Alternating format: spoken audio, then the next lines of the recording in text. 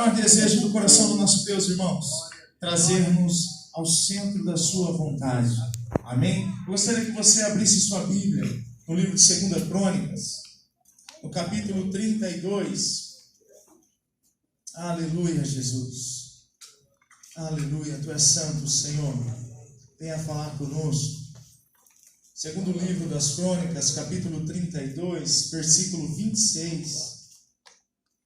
A palavra do Senhor diz assim: Ezequias, porém, se humilhou por se ter exaltado o seu coração. Amém? Amém, irmãos? Amém. Louvado seja Deus. Irmãos, quando nós falamos de palavra, foi muito dito a respeito da Bíblia, da palavra de Deus, nós vemos dentro dela que Jesus é um padrão para as nossas vidas. Nós olhamos para Cristo e vivemos, procuramos viver segundo os padrões da palavra de Deus. Precisamos estar sempre com Cristo no centro da nossa vida. Amém, irmãos? Cristo é a nossa referência. Ele é a base para que nós vivamos uma vida sadia, uma vida espiritual ativa, crescente na presença do nosso Deus. Então o Senhor Jesus, Ele é o nosso padrão. Amém? Nessa manhã eu não quero falar apenas para pais, porque Jesus é o padrão de todos nós. Pais, mães, filhos, filhas, enfim, todos nós como servos, filhos de Deus, Jesus é a nossa direção. Aleluia. Amém? Glória a Deus. Louvado seja Deus. Mas, em especial, como pais, como pessoas, muitas vezes, nós queremos ter razão em tudo. E Deus tem ministrado aos nossos corações, através da vida do nosso pastor, que, na maioria das vezes, eu trago para mim que 100% das vezes é melhor nós termos paz do que razão. Amém? Sabe por quê? Porque eu vejo isso em Cristo. Já que Ele é o nosso padrão, eu preciso procurar a paz sempre. Seguir a paz com todos e a santificação, sem a qual ninguém verá o Senhor. A palavra de Deus nos diz isso. Então, o porquê procurarmos ter razão? Normalmente é para os pais isso daí, né? Normalmente é assim, nós temos um pouco mais de conhecimento geral, né, do que os nossos filhos, de repente do que a esposa, sabemos um pouco de conserto dentro do lar, sabemos um pouco a respeito de administração do lar, então a gente se acha o dono da razão, mas muitas vezes, irmãos, diante de inúmeras situações, é melhor nós buscarmos a paz do que a razão. Amém? A Bíblia nos dá esse respaldo, ela nos instrui dessa forma. Sabe por quê? Se Cristo é a sua referência, eu não vi em nenhum lugar da Bíblia falando que Jesus é o príncipe da razão. Eu vi dizendo que Ele é o príncipe da paz. Aleluia. Amém, irmãos? Glória a Deus. Então, se você é figura de Cristo aqui na terra, você tem que buscar a paz, Amém. a santificação em todo tempo. Jesus não buscou razão. Jesus não procurou dar resposta e se desculpar com alguém nessas circunstâncias, mostrando que Ele tinha razão em algo. Ele sempre buscou a paz. E sendo uma pessoa serene, uma pessoa de paz, uma pessoa centrada, Ele mostrou o quanto Ele tinha razão, irmãos. Amém? Amém. Porque fazia o quê? A vontade do Pai. Porque o tempo todo Ele estava no centro da vontade de Deus. Amém? Quando a pessoa busca ter razão em si própria, com a força dos seus próprios braços, ela está distante da vontade de Deus. Pode ter certeza disso, irmãos. Porque a palavra também nos instrui que é melhor ouvir, precisamos ouvir mais e falar menos. Então, quando eu tento expor a minha razão em determinado assunto, seja no trabalho, seja na sua casa, ou até mesmo na igreja, eu estou fora do quê? Da vontade de Deus, dos padrões de Deus. Eu olho para Cristo e vejo que quando sempre saía um tumulto, uma conversa, um falatório, Ele fazia o quê, irmão? Ele se retirava, ele saía para orar. Era um homem de oração. Era um homem que estava o tempo todo buscando a face de Deus.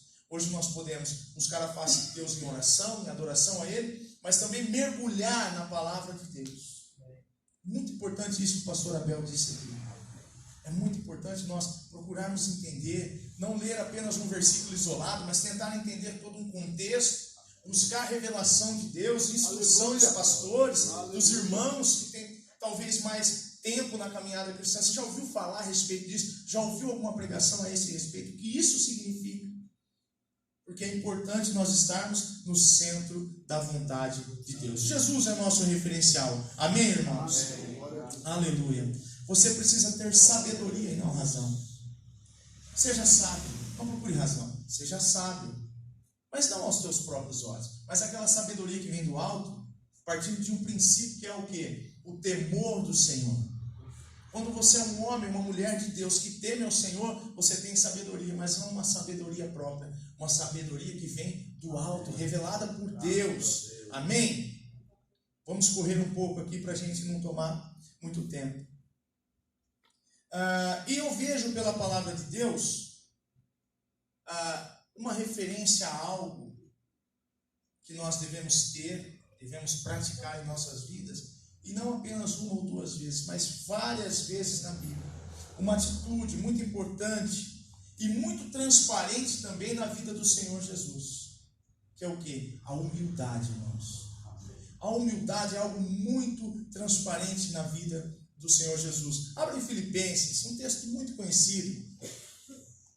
Em Filipenses, capítulo número 2.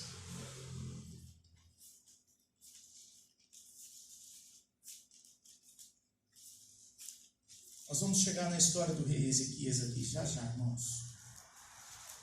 2, de 5 a 8, só para que vocês entendam. A palavra humilhar-se, humilde, acontece várias vezes na Bíblia, irmãos. E quando Deus tem esse cuidado especial em revelar pelo Espírito Santo, na palavra dele, algo precioso como isso, é porque ele quer chamar a nossa atenção, irmãos. Amém? Então, Filipenses 2, de 5 a 8, diz assim, tenham em vocês o mesmo sentimento que houve também em Cristo Jesus. Pois ele, subsistindo em forma de Deus, ele não julgou com usurpação ser igual a Deus. Antes, a si mesmo se esvaziou, assumindo a forma de servo, tornando-se em semelhança de homens, e reconhecido em figura humana. A si mesmo se humilhou, tornando-se obediente até a morte, e a morte de cruz. Amém, irmãos? Já vimos a primeira vez que essa palavrinha aí me saltou os olhos. Então, qual é o sentimento? Qual é o sentimento que o apóstolo Paulo ele está nos estimulando a ter? Humildade. Humildade. Por que eu falo para vocês, Ezequias? Nós vamos ver aqui no texto um pouquinho a respeito de Ezequias e de seu filho. E eu vejo que Deus quer nos passar uma lição ali. Às vezes nós lemos uma parte, um texto, um capítulo da Bíblia, falando, nossa, como Deus é severo. Fechamos a nossa Bíblia, ficamos até com medo, colocamos de lado e vamos buscar outro dia uma outra palavra. Aí você lê, o Senhor é meu pastor, nada me falou, opa, agora sim, Mas Deus fala, irmãos, em todo o contexto, em toda a Bíblia. Nós precisamos procurar entender o que Deus está querendo falar conosco. Aqui está muito claro que o sentimento que Paulo nos estimula a ter é humildade. Amém, irmãos? Então Paulo nos estimula a ser como Cristo. Não querer usar daquilo que sabemos ou conhecemos para nos vangloriar e querer ser maior. Eu não posso querer ser maior do que o pastor Henrique. O pastor Alessandro pregou uma vez que eu devo sim considerar ele maior que eu, para me ser abençoado por ele. É essa que é a essência da coisa, irmãos. Entende? Então, aqui está bem claro que o sentimento que Paulo nos estimula a ter é humildade. Que palavra bonita, né, irmãos? Humildade. Humildade é bonito, mas muitas vezes humilhar-se não soa tão bem assim. E as duas coisas são muito próximas. Nós vamos ver aqui. Não é verdade? Você precisa se humilhar para aquela pessoa. Imagina que eu vou me humilhar. Eu não vou pedir perdão, não fui eu que agredi, não fui eu que falei nada, foi ele que falou para mim. Eu não vou me humilhar. Aí você fala assim, mas você precisa ser uma pessoa humilde. Não, mas eu sou humilde. Irmãos, quem é humilde se humilha. Amém, irmãos? Amém. Jesus era uma pessoa humilde. Isso não quer dizer que é pobre, miserável, não. Ah, Jesus é humilde porque veio de uma manjedoura. Imagina, irmãos, está muito fora do que isso. Amém? O humilhar-se é para quem é humilde. Eu quero que vocês abram em 3 textos, 3 pessoas para ler 3 textos para nós aí. Fazer que nem o pastor Abel, de preferência, na Almeida Revista Atualizada, amém? Para não perder a minha linha de raciocínio aqui. 1 Pedro 5:6. Alguém abre em 1 Pedro 5:6. Outro abra, por favor, em Tiago, capítulo 4, versículo 6 também. E outro irmão abra em Lucas 18, 14. Você que tem 1 Pedro 5, 6, pode ler para mim, por favor. Humilhai-vos, portanto, sob a poderosa mão de Deus, para que ele, em seu tempo oportuno, vos exalte. Oh, glória! Amém, irmãos? Olha o efeito que causa o humilhar-se perante as poderosas mãos de Deus. No tempo devido, no tempo oportuno, Ele irá te exaltar. Amém? Amém. Está vendo o efeito do humilhar-se, de ser uma pessoa humilde? Por isso que Paulo nos estimula a ser assim. Olha que coisa importante. Um outro apóstolo agora, Pedro, nos estimulando da mesma forma. Olha quantas vezes se repete. Tiago, capítulo 4, versículo 6. Todavia, da maior graça, portanto, diz: Deus resiste aos soberbos, dá, porém, graça aos humildes. Amém, irmãos? Lembra aquela pessoa soberbona? Aquela pessoa cheia da razão? Aquela pessoa, olha que a palavra de Deus está dizendo. Ele rejeita essa pessoa, mas Ele concede o seu favor, a sua graça, o seu cuidado, a sua provisão aos humildes. Amém, irmão? Glória a Deus. Por que eu estou dizendo para você? Às vezes você está aqui com o seu coração rancoroso. Talvez não queira ver seu pai, você filho, talvez hoje não queira ver o seu pai. O pai talvez não queira receber um abraço do filho, porque o filho não é digno de abraçá-lo no dia de hoje. Irmãos, saiba que quando você é humilde, o Senhor faz repousar sobre você o seu favor, a sua graça, meu irmão. Olha isso. Glória a Deus. Deus é maravilhoso, irmãos. Deus, Ele é compassivo. Mas sabe essa pessoa soberba? Deus não quer dessa forma. Ele apenas resiste até que esse coração se converta num coração de carne, para que Ele possa moldar e trabalhar, para que essa pessoa se arrependa, irmãos, para que ela veja que no devido tempo da aflição, puxa vida, eu preciso de Deus. Aí Deus vai e trata essa pessoa. Aleluia. Essa pessoa deixa de ser soberba e passa a ser uma pessoa humilde. Amém. Amém, irmãos? Olha que texto. Deus concede a sua graça, o seu favor, o seu cuidado aos humildes. Amém? Lucas 18, 14. Digo-vos que este desceu justificado para a sua casa, e não aquele. Porque qualquer que a si mesmo se exalta será humilhado, e qualquer que a si mesmo se humilha será exaltado. Aleluia. Glória a Deus. Irmãos, Deus sabe quem você é. Aleluia. Amém? Você não precisa provar aquilo que você é, aquilo que você sabe fazer. Deus sabe quem você é. Ele irá te exaltar. Deus exalta aqueles que são humildes, aqueles que são pessoas pacíficas, que buscam a paz, a santificação. Agora, junta tudo isso que nós falamos e olha para Cristo, irmãos. Era assim ou não era para o Senhor Jesus? Eles vão mostrar quem Ele era? Não, Ele passava simplesmente por um lugar, fazendo a vontade de Deus, no centro da vontade de Deus, e alguém nascido de mulher, aqui na terra não houve ninguém maior que Ele. Ele diz: eis o Cordeiro de Deus que tira o pecado do mundo. Amém, irmãos? A palavra de Deus diz que João, ele era o maior dos nascidos de mulher, era o maior homem, irmãos, da época. Ele olhou para Jesus e disse: eis o Cordeiro de Deus. Jesus não precisou falar: eu sou o Cordeiro de Deus que tira o pecado. Não, alguém falou dele. Você não precisa falar de si próprio, irmãos. Deixa que alguém fale. Amém, irmãos? Deixa que alguém te elogie. Se ninguém te elogiar, amém. O seu galardão está nos céus com o Senhor. A sua coroa é Ele que vai entregar. Não é homem, irmãos. O que vem do homem é corruptível, é passageiro, passa, a traça corrói, enfim. A ferrugem destrói. Mas o que vem de Deus é eterno para a sua vida. Amém? Creia nisso. E Deus irá te exaltar. Amém? Existem inúmeros textos que nós poderíamos citar. Eu lembro de vários de cabeça. Esses, por exemplo, tinha na mente. Tá? Uma pessoa pode se humilhar mostrando humildade. Irmãos, quando eu vou ler a palavra de Deus, eu tenho um cuidado especial, sabe? Eu fico ali uma semana naquele mesmo versículo, às vezes, dizendo: Senhor, o que o Senhor quer falar? Até no Aurélio eu vou atrás para ver por que Deus está falando isso. Foi dali que eu entendi, irmãos, que humilde e humilhar-se é a mesma coisa, irmãos. Olha aqui o Aurélio diz a respeito dessa palavra? Uma pessoa pode se humilhar mostrando humildade. Olha isso. Quando você se humilha na presença de Deus, você mostra humildade. Humilhar-se é tornar-se humilde. Amém? Às vezes a pessoa é soberba, mas quando ela se humilha na presença do Senhor, ela torna-se por aquele momento humilde. Aí Deus pode trabalhar na vida dela. É isso que o Aurélio diz a respeito dessa palavra. Aí quando você vai buscar, olha só, irmãos, que interessante. Faça um devocional, faça um estudo, você vai ver como é bom para a sua vida. A etimologia dessa palavra, a raiz dessa palavra, ela vem da palavra humus, que significa terra, chão. Então, para humilhar-se, você precisa se prostrar no chão.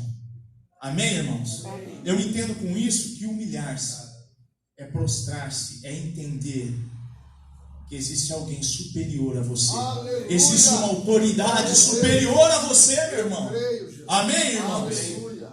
É isso que é humilhar-se. Não é ser um miserável, um pobre miserável, não. É entender que existe alguém maior que você, superior a você. E quando você presta honra a essa pessoa, quando você honra essa pessoa que é maior que você é abençoado por ela. Amém, irmãos?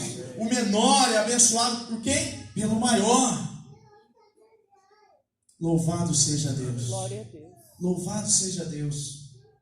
Prostrar-se é se colocar no chão, irmão. Cara, não pode reconhecer que existe alguém superior a você. Amém?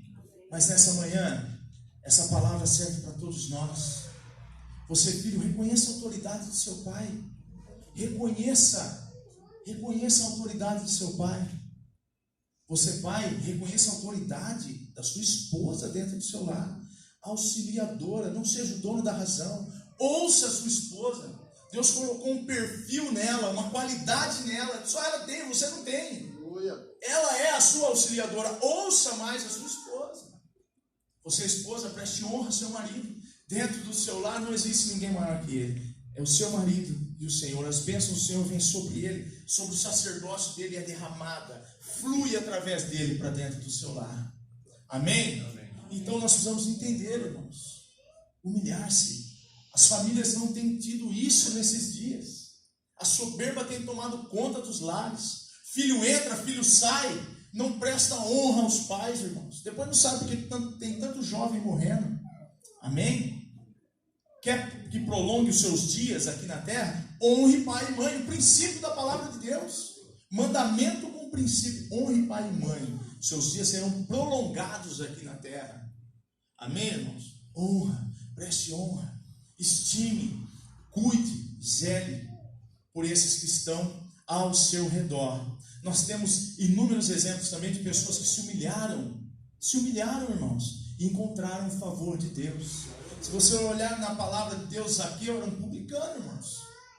Coisa estranha, né? Era para o povo abrir espaço para ele chegar até Jesus. Eu quero ver se Jesus não se importou, irmãos, com a multidão. Subiu num pé de árvore para ver e alcançou o favor de Deus. Interessante que quando ele alcança o favor de Deus, toda a sua casa é tocada por essa graça, por esse favor de Deus.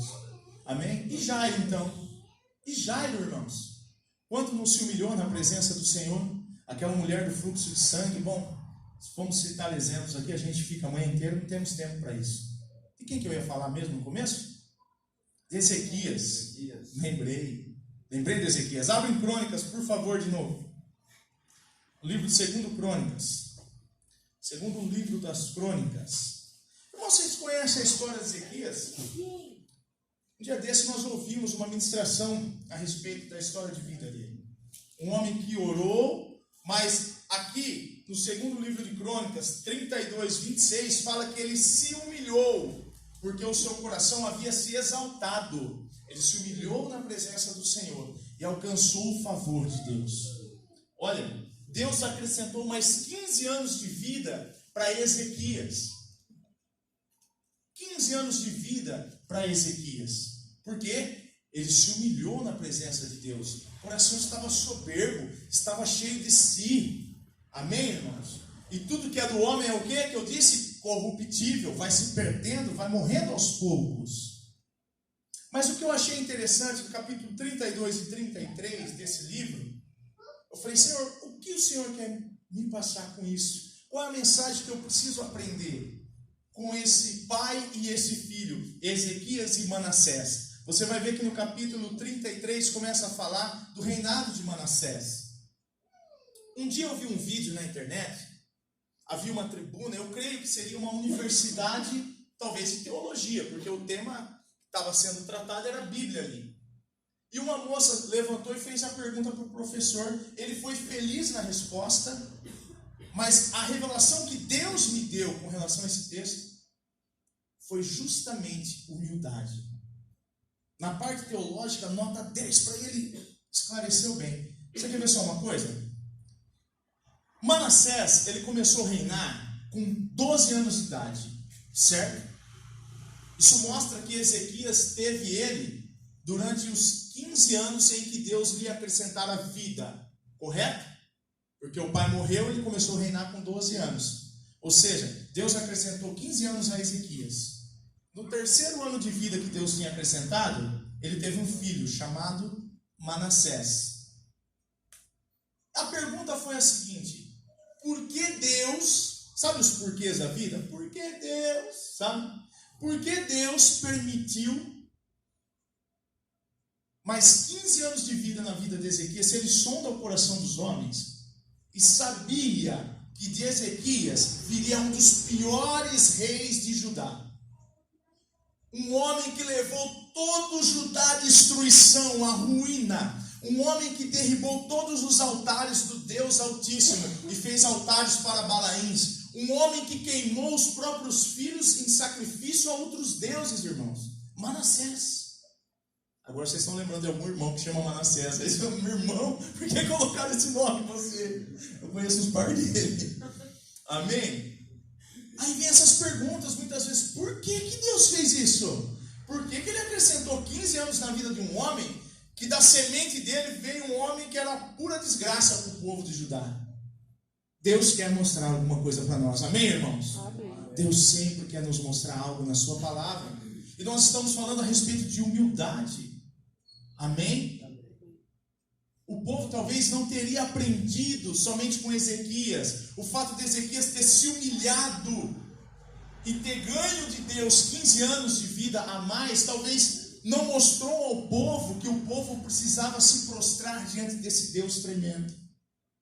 Talvez existia resquícios ali, resquícios de pessoas e famílias que ainda eram soberbas e precisavam ser tratadas. Entende isso, irmãos? Que Deus, na sua multiforme graça, Ele usa de diversas situações para nos ensinar, para nos tratar. E é assim que Ele vai fazer nessa manhã conosco, irmãos. Amém? Ezequias, ele ganhou mais 15 anos de vida, mas eu tenho certeza que muitos daquelas famílias, daqueles povos ali, diziam assim: que vale, tomou alguma coisa, melhorou, ele sarou da doença. Que é Deus, é Deus, tudo bem, até cria em Deus, né? Mas não consegui entender como que Deus era um Deus que acrescentava vida àqueles que se humilham, que se prostram diante dele. E Deus quer nos mostrar um grande ensinamento, que é o humilhar-se diante dele, que é alcançar o favor dele a partir do momento que você se humilha na presença dele, irmão. Deus é maravilhoso, Deus é tremendo. Então Manassés, dentro desse reinado de vergonha, a palavra de Deus diz que ele levou todo o Judá a pecar. Toda a família de Judá pecou por conta dele, por causa do pecado dele, irmãos. Mas Deus queria tratar esse povo. Deus queria trabalhar na vida desse povo. Versículo 9 do 33 diz assim: ó, Manassés fez errar a Judá e os moradores de Jerusalém, de maneira que fizeram pior do que as nações que o Senhor tinha destruído diante dos filhos de Israel. Sabe as nações que Deus abominava e fez destruir? Ele conseguiu fazer pior que eles, irmãos. Amém? Foi pior ainda. Sabe o que eu vejo com isso? Que aquele soberbo, aquela pessoa altiva que fala muito dos outros, ele faz pior do que os outros, irmãos. Sabia disso? Como é que é, pastor? Nota 0 na caderneta de Deus? Nota 0 na caderneta de Deus, está falando dos outros. O soberbo está falando dos outros. Ele é pior do que aqueles que cometem essas iniquidades. Olha só que vergonha para a nação, para toda uma nação. Amém? Mas louvado seja Deus, que Deus ele quer nos passar uma lição com tudo isso. Ele quer nos ensinar, Ele quer nos instruir, irmão. Falando de humildade. Hoje nós temos o padrão. Lembra? Começamos a falar no início. Temos Cristo, temos a palavra, mas o que esse povo tinha?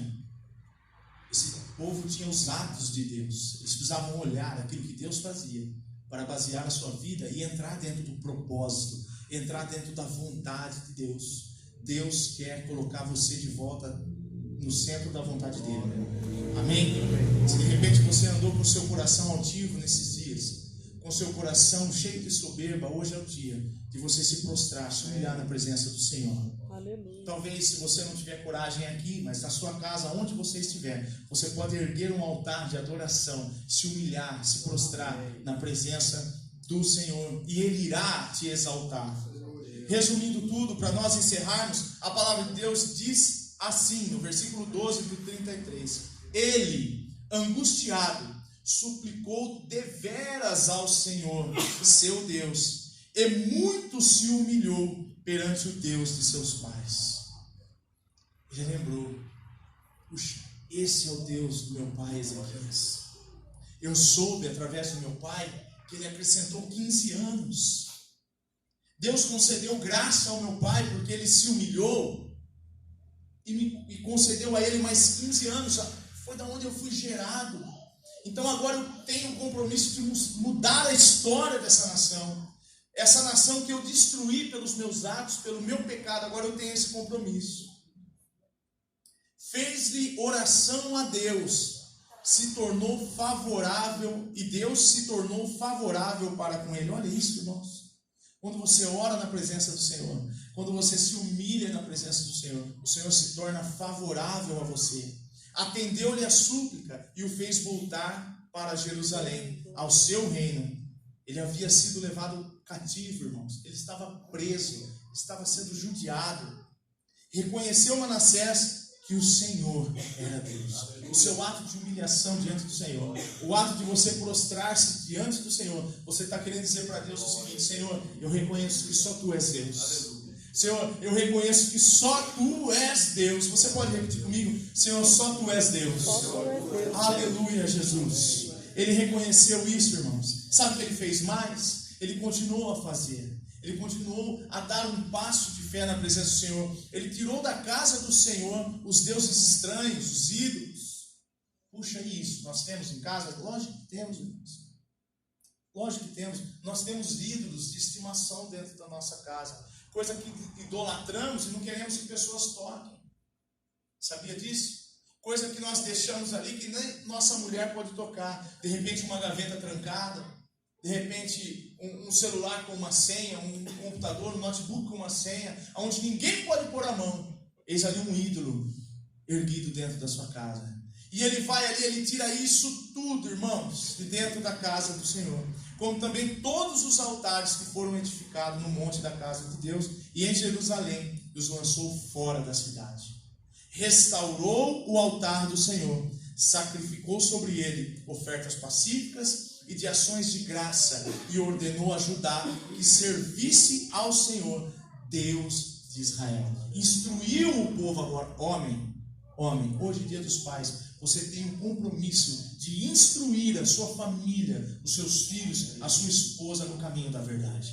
Você deve mostrar para eles que eles precisam estar no centro da vontade de Deus. Amém, irmãos? Fique de pé em nome de Jesus Cristo. Aleluia, Jesus. Tu és santo, Senhor. Eu sei que você quer e eu também quero. Quero ir lá ver meu pai agora, almoçar. Amém, irmãos? Amém. Glória a Deus. Mas Deus quer falar com vocês. O Cláudio falou: não quero ver meu pai, não. Ah, Cláudio. Amém, irmãos? Louvado seja Deus. O pai dele já faleceu, irmãos. Por isso que ele vai brincou. Amém. Louvado seja Deus. O que eu quero ressaltar para vocês, irmãos, é que Manassés, mesmo tendo errado, mesmo tendo feito tudo isso, ele muito se humilhou na presença do Senhor. No versículo 12. No versículo 15, ele tirou tudo o que havia de ruim, irmãos. Talvez hoje seja o dia de você fazer uma varredura, não só dentro da sua casa, mas dentro do seu coração, e tirar tudo aquilo que te impede de adorar o Deus Altíssimo. Amém, irmãos? Tudo aquilo que te impede de se prostrar e se humilhar na presença de Deus. Não precisa ter vergonha não, irmãos. Deus, Ele sonda o nosso coração. Ele sabe o quanto nós somos fracos. A lição que eu aprendo nesses 2 capítulos é a mesma que eu aprendo em Filipenses capítulo 2, versículo de 5 a 8. Humilhai-vos. Humilhe-se na presença do Senhor. Assim como Jesus se humilhou, irmãos. Assim como Jesus se entregou em oferta pacífica. Ele se entregou por sacrifício de todos nós. Se sacrificou em nosso lugar. É isso que nós precisamos fazer. Talvez hoje você precisa ir limpar do seu coração tudo aquilo que é ruim, toda mágoa, toda angústia, tudo aquilo que não presta, que é veneno para você, irmãos. Quando você não libera o perdão para outra pessoa, é você que prova do veneno. Sabia disso? A pessoa está vivendo a vida dela e você tomando veneno todos os dias. Tire esse fator nocivo de dentro do seu coração. Tire isso de dentro de você. Aleluia, Jesus. Sabe o que eu vejo no versículo 17? Contudo, o povo ainda sacrificava nos altos, mas somente ao Senhor, seu Deus. Eles continuaram, irmãos, sacrificando, só que agora era por Deus Altíssimo. Sabe o que eu entendo? Nós amanhã vamos trabalhar, só que agora tudo que nós fazemos é em louvor ao nosso Deus. Você ama a sua esposa em louvor ao seu Deus. Amém? Você, esposa, cuida do seu lar em louvor a Deus. Você, marido, levanta de manhã, mas é para o louvor, honra e glória do nosso Deus. Tudo que nós fazemos, irmãos, o que esse povo mais fazia era sacrificar. Só que agora, depois de uma palavra, eles começaram a fazer tudo em louvor a Deus, em sacrifício a Deus, prestando honra a Deus. O que eu mais aprendo com isso, irmãos, que o nosso Deus, Ele é um Deus de segunda chance. Amém? Ele é um Deus de segunda chance. Foi assim com Ezequias, foi assim com Manassés. Mas Ele é um Deus que está atento ao nosso ato de humilhar-se na presença dEle. Feche os seus olhos, vamos orar ao Senhor. Grande é o Teu nome, Senhor. Tu és poderoso em seus feitos, ó Pai. Oh, aleluia. Glórias a Ti, Senhor. Olha para mim, Oh, Senhor. desesperado por mais de Ti. Coloque sua mão sobre o seu coração. Ah, Senhor, deixa Deus trabalhar na sua vida, meu irmão. Deixa Deus trabalhar na sua vida, meu irmão. Oh, Senhor, nós oramos a Ti, Senhor. Para que o Senhor tire tudo aquilo que é nocivo para as nossas vidas e dentro do nosso coração. Tira todo o rancor, tira toda a mágoa, Senhor. Tira toda a angústia, Senhor. Sabemos que Tu és um Deus que nos dá uma segunda chance. Nós queremos nos humilhar na Tua presença, bendizer o Teu nome, Senhor. Aleluia.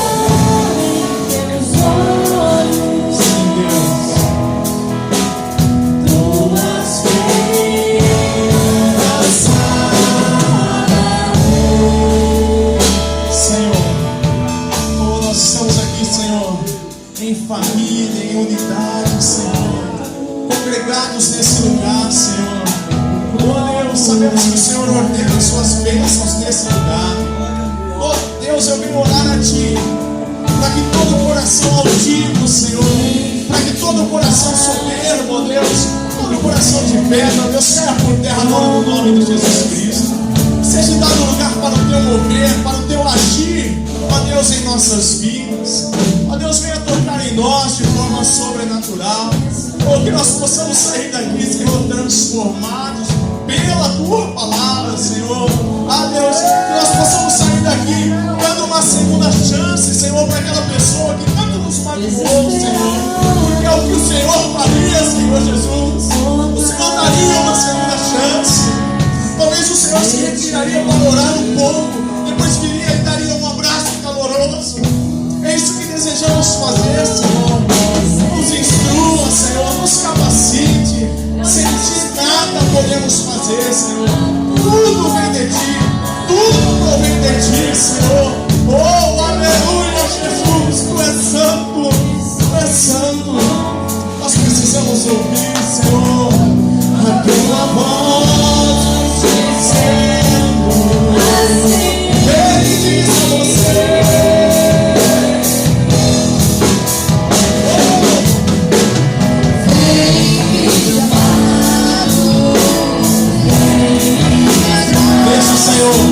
Deixa o Senhor tocar, deixa o Senhor, ou as armas, Deus, ou as armas, deixa lá na vem, Senhor, Deus, usa nos homens, Senhor, da sua vontade. Se você deseja prostrar-se diante do Senhor, nesse momento, prostra-se diante do Senhor.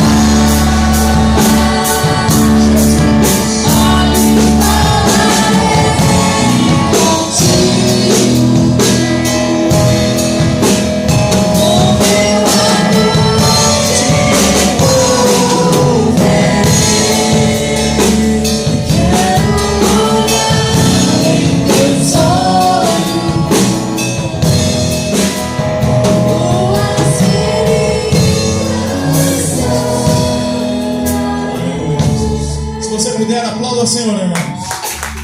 Aleluia, Tu és santo, Senhor. Oh, Tu és digno, Senhor. Humilhe-se na presença do Senhor. Alcance o favor de Deus. Deus é um Deus de segunda chance. Creia nisso, irmãos. Amém? Pastor.